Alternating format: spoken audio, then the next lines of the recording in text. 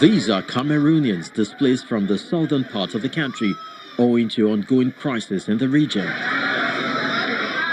About 17,000 of them over the years have crossed into Cross River State through the borders, taking refuge initially in different communities.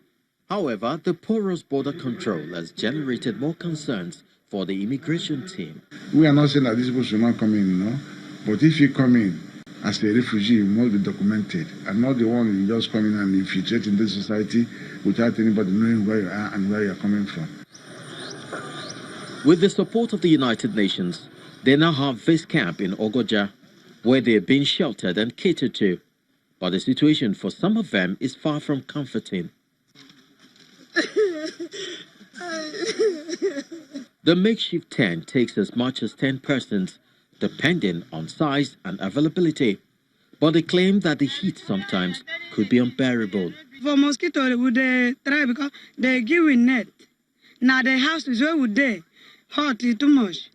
Many people are having running stomachs, rice, some people having tired, some people even selling their rices because they are giving us not even salt. They're only giving us gari with sugar, rice with no salt, and they're giving us rice with gano oil, no salt.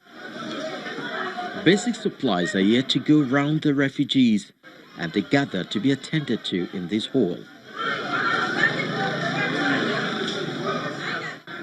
Sleep, eating for sleep, I not get them. Me and the worker so. Pocket, me I not get them. While some have since arrival given birth in their tents, those who could afford it make their way to this health center, which is almost in a state of disrepair. Most of them in the camp there, they are complaining that the table is too hard and painful in their body, that whenever they come here to give birth, to deliver their babies, when they go back, they feel body pains. For some of the refugees, they are grateful for the provision made so far. But like the proverbial Oliver Twist, they ask for a little more.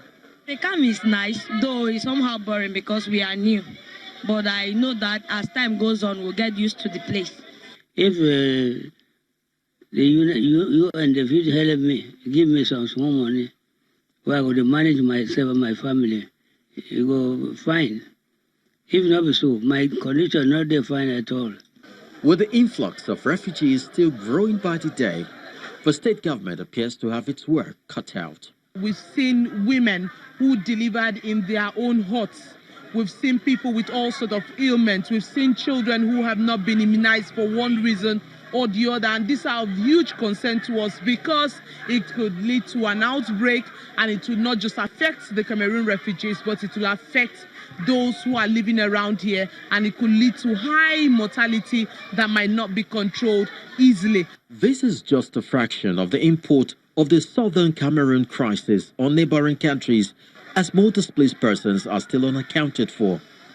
It may be a lot more cheaper for Nigeria and the international community to wade in and ensure peace is restored so these people can return home.